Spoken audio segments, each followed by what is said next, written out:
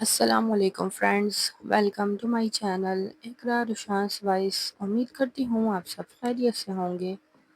چلتے ہیں اس سٹوری کے ایپیسوڈ نمبر 13 کی طرف۔ رات کے جانے کسی پہر اس کی آنکھ کھلی تو دراب اس کے کندھے پر سر رکھے نیند دراز تھا۔ وہ سیدھی ہوئی تو اس کی آنکھ کھل گئی۔ آپ ہاسپٹل کیوں چلے آئے؟ گھر چلے جاتے؟ اس نے آہستگی سے پوچھا۔ اگر تمہیں بھی میری موجودگی اچھی نہیں لگ رہی تو یہاں سے بھی چلا جاتا ہوں۔ وہ ہر کسی سے ناراض لگ رہا تھا۔ نہیں، میں نے ایسا تو نہیں کہا۔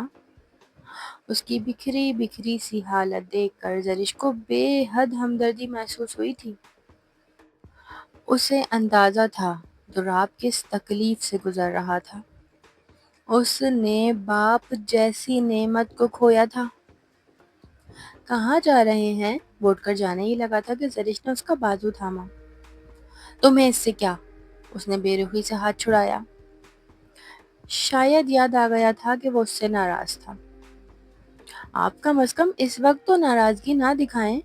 دراب نے بہت غصے سے مڑ کر دیکھا۔ بلیک دوپٹے کے حالے میں اس کا رویا رویا سا سرخ چہرہ بہت غضب لگ رہا تھا۔ دراب نے بے اختیار اس کے رخساروں پر بوسہ دیا۔ دراب، ہم ہاسپٹل میں کھڑے ہیں۔ دراب کی سماعتوں میں اس کی دھیمی آواز رس گھولنے لگی۔ وہ مدہوش سا اس کے لبوں پر جھکا تو زرش نے رخ موڑ لیا۔ ہم ہاسپٹل میں کھڑے ہیں، آپ کو اپنی عزت کا خیال نہیں ہے، مگر مجھے ہے۔ دراب نے سخت گرفت میں اس کا چہرہ موڑ کر اپنی جانب کیا تھا۔ چھوڑیں مجھے، پاگل واگل تو نہیں ہو گئے آپ؟ اس نے مزاحمت کرتے ہوئے خود کو چھڑایا۔ ہاں، ایسا ہی سمجھو۔ دراب کو اس کی غصیلی آنکھوں پر بے انتہا پیار آنے لگا۔ اس نے تھوڑی کو دبوچتے ہوئے اس کا منہ چوما تھا۔ اسی لمحے دروازہ کھول کر نرس اندر آئی تھی، چیک اپ کے لیے۔ دراب نے پیچھے سے اس کی کلائی مضبوطی سے تھامی ہوئی تھی۔ ہاتھ چھوڑیں میرا، شرم کریں، اس وقت آپ کو رومانس سوج رہا ہے۔ اس نے دبے دبے گراتے ہوئے کلائی چھڑانا چاہی۔ مجھے تو ہر وقت ہی سوچتا ہے، بس تم ہی نہیں کرنے دیتی، دراب نے کہتے ہوئے اس کی گردن سے لب مس کیے۔ اس نے سر تاپا لرز کر اسے تنبیہی نگاہوں سے گھورا تھا۔ ان کی کنڈیشن اسٹیبل ہے، آپ انہیں صبح تک گھر لے جا سکتے ہیں، مگر میک شیور کہ انہیں کسی بھی قسم کی ٹینشن اور اسٹریس سے دور رکھیں۔ نرس ہدایت دے کر جا چکی تھی۔ آپ نے کھانا کھایا؟ مجھے بھوک نہیں ہے، وہ ایک دم سنجیدہ ہوا تھا۔ دیکھیں دراب، بابا جان کی وفات ایک حادثہ تھا، آپ اسفند بھائی کو بلیم مت کریں، وہ بھی مشکل وقت سے گزر رہے ہیں۔ وہ اس کی بات سن کر ایک دم سے آؤٹ ہوا تھا اور کمرے سے باہر نکلا تھا۔ زرش کو لگا اس نے غلط وقت پر بات کہہ دی ہو۔ وہ تیزی سے اس کے پیچھے گیا۔ دراب، رکیے، تم دیکھ نہیں سکتی نا مجھے پرسکون؟ 2 منٹ کے لیے تمہارے ساتھ وقت گزارنے آیا تھا کہ اپنا غم بھول جاؤں، مگر تم… اس کی آنکھیں آتش فشاں کی مانند دہک رہی تھیں۔ نہیں دراب، آپ غلط سمجھ رہے ہیں، میں تو بس آپ کو سمجھا رہی تھی۔ سمجھا رہی تھی؟ تم مجھے بے وقوف سمجھتی ہو زرش، وہ گرجا۔ زرش نے سہم کر اسے دیکھا۔ اس کے جانے کے بعد اس نے اپنا رکا سانس بحال کیا تھا۔ وہ اتنا ٹائم اس کے ساتھ گزارنے کے بعد بھی اس کے مزاج کو سمجھ نہیں پائی تھی کہ اسے کس بات پر غصہ آ سکتا تھا، کس بات پر اس کا موڈ خراب ہوتا تھا۔ وہ کچھ بھی سمجھ نہیں پائی تھی۔ دراب خان بہت مشکل مزاج رکھتا تھا۔ مورے جان کو اگلی صبح ڈسچارج کر دیا گیا تھا۔ دراب کو پچھلے 2 دنوں سے سخت بخار تھا۔ نہ وہ خود خیال رکھ رہا تھا، نہ ہی اسے اپنے قریب آنے دے رہا تھا۔ اس سے ناراض تھا، بلکہ وہ تو پوری دنیا سے ہی ناراض تھا۔ بلا وجہ ملازموں سے الجھ پڑتا۔ عجیب چڑچڑا سا مزاج ہو گیا تھا۔ زرش تو اس کے موڈ سے ہی خائف رہتی تھی۔ دراب، کہاں جا رہے ہو؟ ناشتہ کر کے جانا۔ اسفن یار اسے جاتے دیکھ کر روکا تھا۔ تم کون ہوتے ہو مجھے روکنے والے؟ کس نے حق دیا تمہیں؟ وہ اکڑ کر بولا۔ تمیز کے دائرے میں رہ کر بات کرو دراب، میں تمہارا لحاظ کر رہا ہوں۔ اسفندیار کو اس کا گستاخ لہجہ بہت برا لگا تھا۔ تو مت کرو، کس نے کہا تم میرا لحاظ کرو؟ خیر، اب تو تمہیں کسی کا بھی لحاظ نہیں ہوگا۔ اس گھر کے سرپرست اعلیٰ جو بن بیٹھے ہو تم، یہی چاہتے تھے نا؟ بابا جان کے بعد ان کی کل جائیداد پر قبضہ کرنا۔ دراب، اسفندیار نے غصے سے بے قابو ہو کر ایک تھپڑ جڑ دیا۔ حویلی کے حقیر ملازموں اور مکینوں کے سامنے اسے بہت سبکی محسوس ہوئی تھی۔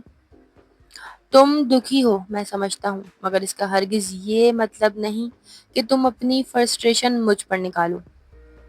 بس کریں آپ لوگ، چھوٹے بچے تو نہیں جو آپ لوگوں کو سمجھانا پڑے۔ مورے جان کو ڈاکٹرز نے ٹینشن اور سٹریس سے دور رکھنے کی تاکید کی ہے، ورنہ نتیجے کے ذمہ دار آپ لوگ خود ہوں گے۔ بہتر ہوگا لڑائی جھگڑے کی بجائے آپسی صلح صفائی سے بات چیت کر کے معاملے اور غلط فہمیاں دور کر لی جائیں۔ زرگل نے مداخلت کرتے ہوئے دونوں کو ٹوکا۔ صلح صفائی؟ مائی فٹ! تم نے یہ اچھا نہیں کیا اسفند۔ وہ بے یقینی اور غصے سے راستے میں آئی ہر شے کو ٹھوکر مارتے ہوئے وہاں سے چلا گیا تھا۔ جب تک ملازمہ نے زرش کو خبر دی، دراب وہاں سے جا چکا تھا۔ دراب جذباتی ہیں، غصے میں آ جاتے ہیں جلدی، مگر آپ تو سمجھدار ہیں، آپ کو ان پر ہاتھ نہیں اٹھانا چاہیے تھا اسفی بھائی۔ زرش کو یقین نہیں آ رہا تھا۔ اس نے ایک نظر زرگل پر ڈالی اور کمرے میں چلی گئی۔ اسے کئی دن گزر چکے تھے حویلی میں آئے ہوئے، ملازموں کا رویہ اس سے بہت بہتر تھا۔ اب تو مورے جان بھی اس سے اور بچوں سے انسیت ہونے لگی تھی۔ وہ اکثر یوسف کو ان کے پاس لے جاتی، ادھر ادھر کی باتوں سے ان کا دل بہلانے کی کوشش کرتی تاکہ وہ جلدی ریکور کر جائیں۔ زوفیشا کو اس کا مورے جان سے ہنس کر بات چیت کرنا ایک آنکھ نہیں پاتا تھا۔ وہ دور دور سے اسے کھا جانے والی نگاہوں سے گھورتی رہتی۔ مجھے نہیں پتا تھا تم اتنی اخلاق والی ہو، مجھے معاف کر دو بیٹا۔ ہم نے تمہیں جانے اور پرکھے بغیر بہت برا بھلا کہا۔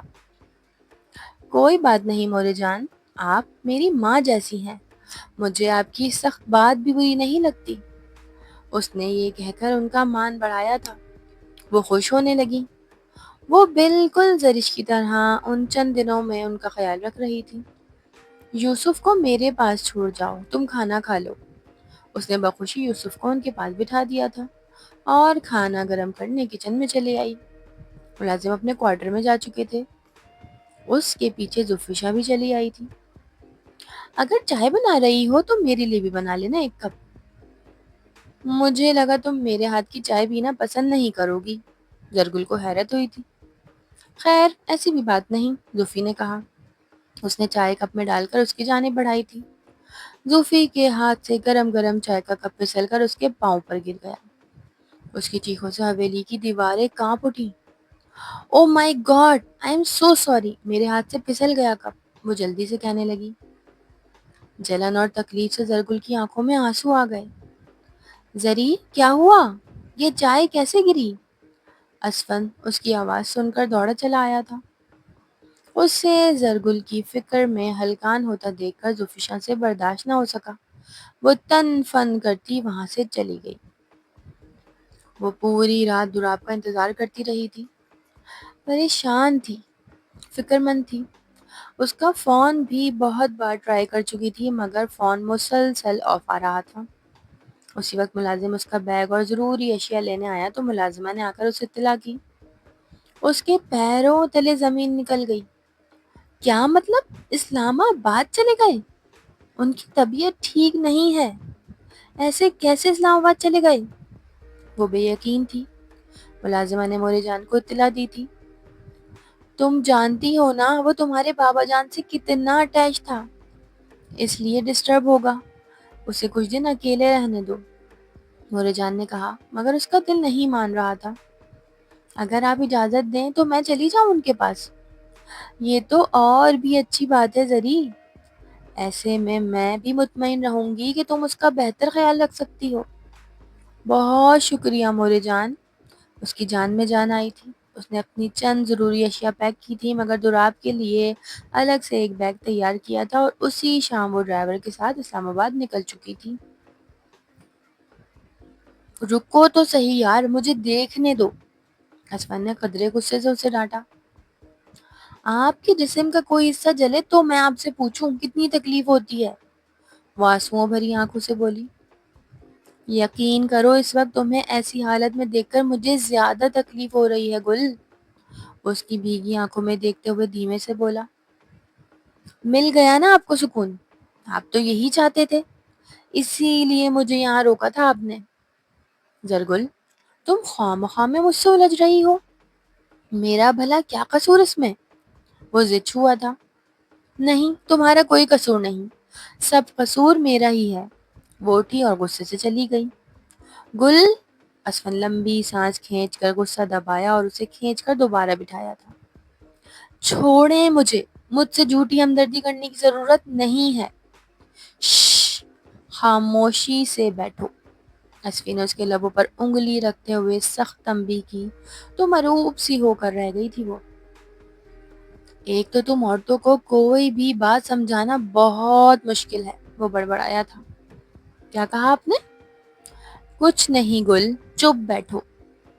نہیں نہیں، ایک منٹ، آپ نے مجھے عورت کہا؟ وہ سب درد بھول بھال کر پوچھنے لگی۔ اسفی کا دل چاہا سر پیٹ لے، غلطی سے نکل گیا میرے منہ سے، ٹھیک ہے معاف کر دو، اب چپ بیٹھو اور مجھے آئنٹمنٹ لگانے دو۔ اس نے حکم صادر کیا تو وہ ناراض نگاہوں سے گھور کر رہ گئی۔ اسٹوری کا نیکسٹ پارٹ سننے کے لیے میرے چینل کے ساتھ جڑے رہیے۔